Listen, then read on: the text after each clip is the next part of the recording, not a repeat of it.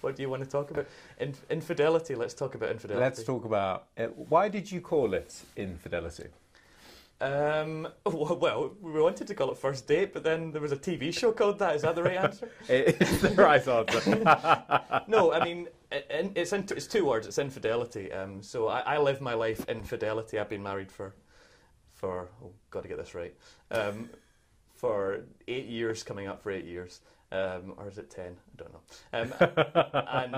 But we've been together for over 10 years. And so I wanted to kind of... I've always wanted to do a show where people date on stage. That was kind of the spark of this idea. But then I realised, why am I making this show? Is it to do with something about talking about my own relationship and my own relationship with monogamy?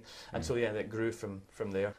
Well, I love the idea that you can either romanticize monogamy and call it like something loving that we do because we love the person, or you can say it's a Darwinian strategy.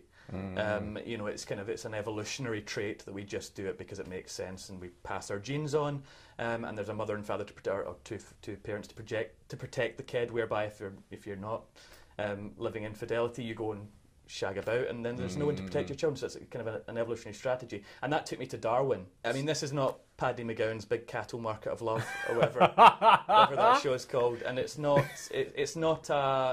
let's get two people up on stage and make fun of them, and have a laugh at their expense and be derogatory about them. It's let's get two people up on stage and investigate the notion of love and monogamy and relationships in a safe environment. And help them to possibly find love with each other, or if they don't, that's fine as well, but leave that theatre with a new understanding of themselves in some way.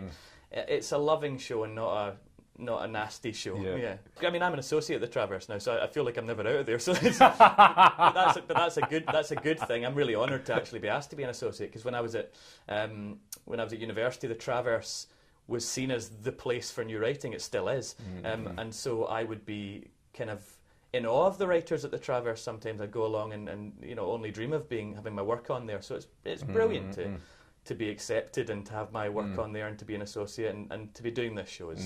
It'll be really fun. Well, one of the things I'm most excited about, and I hope this comes to pass, is that we get given the staff or artist discounts at the bar. Because the stew that is served in the Traverse Cafe is definitely number one. And that's top Edinburgh food. And also the nachos.